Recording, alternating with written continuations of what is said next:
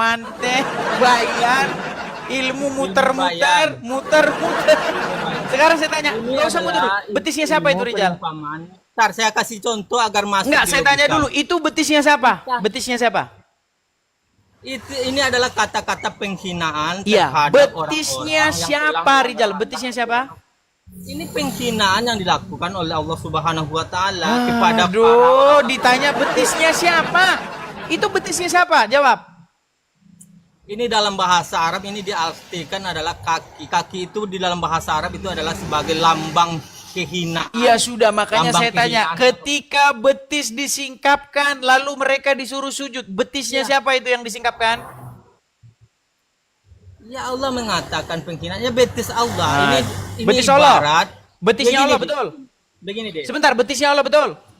Sudah aku bilang, Des, ini adalah kata penghinaan. Aduh, sebentar dulu, betisnya Yang siapa? Itu betisnya siapa?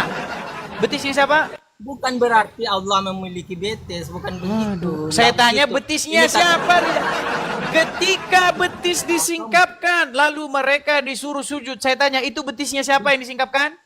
Begini, Des, begini. Aku jelaskan Oke, ya. baiklah, aku jelaskan selamat ya. tinggal. Ini kalau muslim ditanya nih kayak begini nih, munyer aja terus. Muter, macam ular kejepit pintu dapur, saudara-saudara. Jangan begitulah ya. Ayo kita diskusi dengan baik lah ya. Anda bertanya tentang iman saya bertanya tentang iman Anda.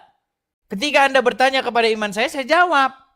Ketika saya bertanya kepada iman Anda, kenapa Anda berkelit? Jangan begitu. Adil, apakah Anda ini seorang muslim? Iya, iya. Ya, silakan Bang. Apa yang ingin Anda Saya sampaikan? hanya menjawab, ya, saya hanya menjawab pertanyaan Abang tadi ke yang baru turun tadi. Pertanyaan Abang itu betisnya siapa? Itu betis umat, bukan betis Allah. Bukan betis Allah itu. Oke, baik. Ingatlah Berpikir dengan pada hari kalimat, Bang. betis disingkapkan dan mereka dipanggil untuk sujud. Nih, ini betis di sini, Untuk sujud ini kepada saya bacakan tafsir-tafsirnya ya, saya bacakan. Nih.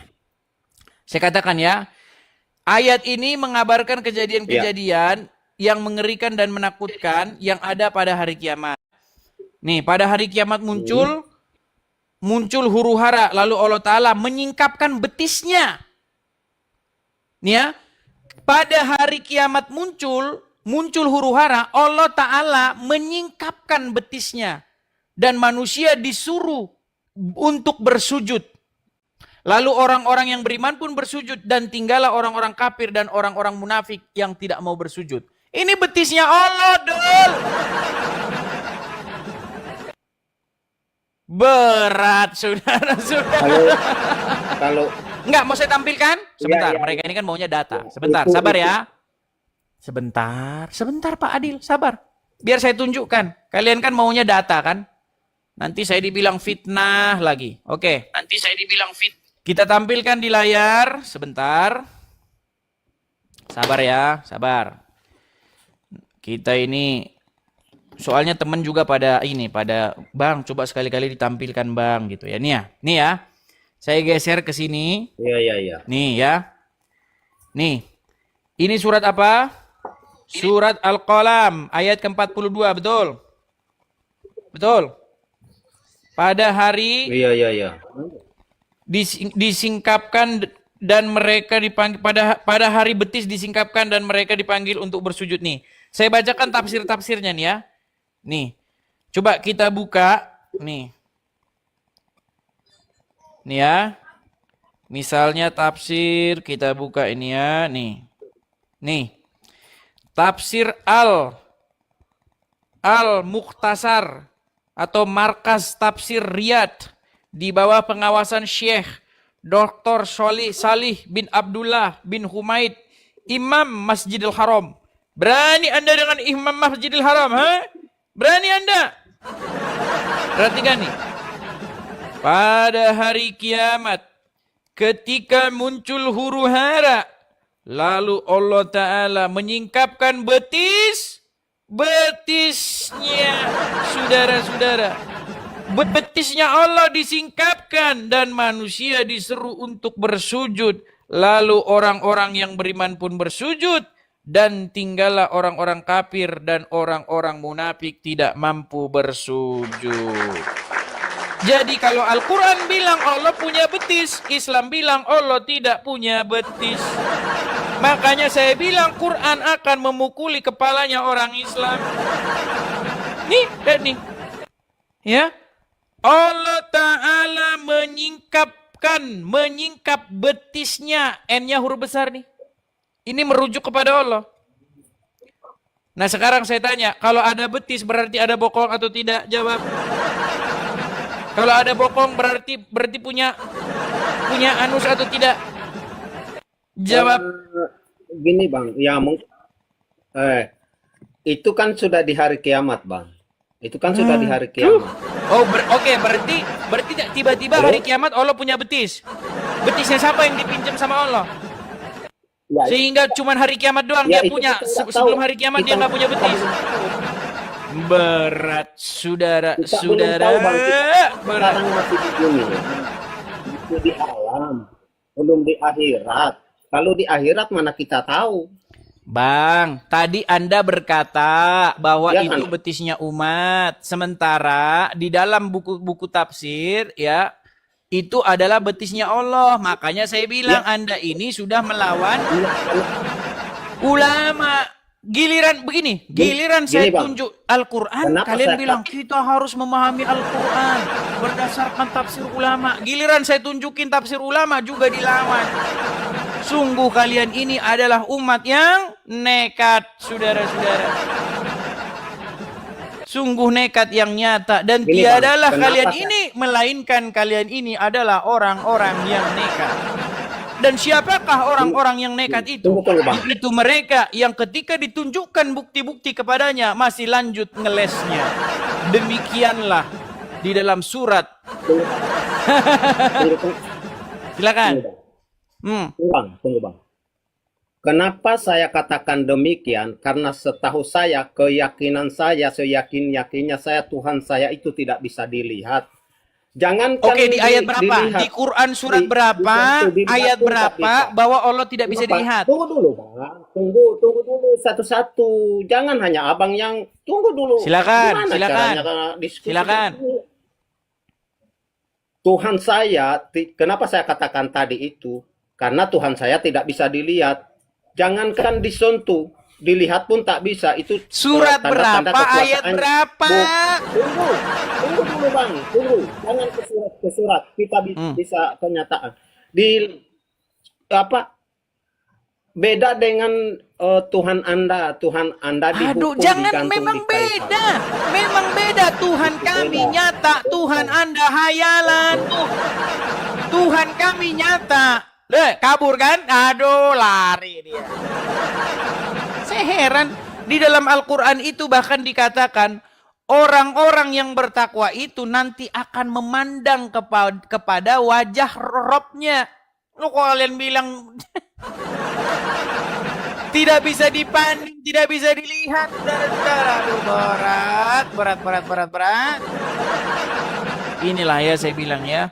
Ketika kamu baca Quran cuman Arabnya doang, lalu kamu bilang amin. Ya kan? Dibacakan ayat Quran, mereka akan memandang kepada wajah Tuhannya. Lalu kalau kalian bilang, ngomongnya dalam bahasa Arab ya, kalian bilang amin. Makanya kalau punya Quran, wahai kaum muslimin wal muslimat, baca dong artinya. Jangan baca Quran itu cuman mau dapat amal doang. Artinya kalau masa bodoh teing. Gak boleh begitu. Ya. Bahkan sudah ada lagunya loh itu. Sudah ada lagunya. Ya. Seperti apa lagunya? Lagunya begini. Tombo ati ono 5 perkara nih. Ya kan? Yang pertama baca Quran dan maknanya. Ada maknanya di situ. Saya ini ingin mengedukasi kalian supaya kalian cerdas. Supaya apa? Supaya kalian mengatakan apa yang dikatakan oleh Al-Quran itu. Bukan malah mengatakan apa yang tidak dikatakan Al-Quran. Di Quran mana yang bilang bahwa Allah tidak bisa dilihat? Di Quran surat berapa, ayat berapa? Sungguh kalian ini orang-orang nekat yang nyata, saudara. Katanya orang-orang Islam betis, tapi Quran bilang Allah punya betis, betul? Boleh Anda tunjukkan ayatnya? Surat Al-Qalam ayat yang ke-42. Iya, silahkan tunjukkan. Lah tadi sudah saya tunjukkan, Bang. Abang punya Al-Quran di situ? Ada. Oke, apakah Anda sudi membuka Al-Quran? Iya.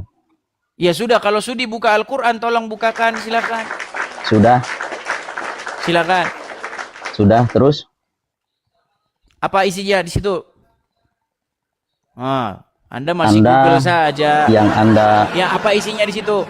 Yang Anda maksud betis di situ kan? Menyingkapkan betis. Bukan saya yang maksud. Ini ulama-ulama nih di dalam tafsir Al-Mukhtasar. Iya, Markas dengarkan Tafsir dulu. Riyadh di bawah Ini kita pimpinan Syekh diskusi. Dr. Syalih bin Abdullah bin Hamid, Imam Masjidil Haram, mengatakan pada hari kiamat ketika muncul huru hara, lalu Allah Ta'ala menyingkapkan betisnya Allah di sini, dan manusia disuruh bersujud. Betul tidak Allah punya betis? Tidak benar. Tidak benar. Makanya saya bilang, Quran bilang Allah punya betis, Muslim bilang tidak benar. Ketika Quran bilang Quran ini lengkap, Muslim bilang Quran tidak lengkap. Ketika Quran bilang Quran ini menjelaskan segala sesuatu, Muslim pakai hadis untuk menjelaskan segala sesuatu. Makanya saya bilang Quran akan nampolin muka mereka sendiri. Sudah, ngomongnya cukup. Silakan. Sekarang ayat tersebut apakah Anda tahu ditunjukkan kepada siapa? Kita tidak bicara ayat itu ditujukan kepada siapa. Kita bicara ini betisnya siapa. Iya, betisnya kita bahas dulu kan seperti ini. Dengarkan. Bang, Anda membahas tentang bukan ayat Al-Quran. ini untuk siapa? Poin Iya, kita bukan dengarkan ayat dulu. Gini, Dengarkan betisnya siapa dulu. di situ? Betisnya siapa? Kepemilikan betis itu ditujukan kepada siapa? Kalau dalam istilah Arab, itu namanya majas. Anda tahu majas? Sekarang saya tanya, Anda tahu majas? Saudara, dibilang majas. Ya dengarkan dulu. Ketika Anda pernah belajar bahasa Indonesia tidak? Itu disuruh sujud. Loh, Anda bilang majas. dengarkan dulu. Anda nekat Saya yang tanya, nyata. Anda pernah belajar bahasa Indonesia tidak? Belajar bahasa Indonesia, Tahu jelas bahasa Abang. Indonesia? Di SD, SMP, SMA saya belajar bahasa Nah Indonesia, iya, Bang. sekarang saya tanya kepada Anda paham tidak tentang majas? Majas itu adalah sebuah bahasa-bahasa yang mengumpamakan sesuatu. Contoh misalnya, wajahmu cantik laksana rembulan. Nah itu majas itu. Ya kan? Iya. Misalnya, bahasa-bahasa perumpamaan itu majas.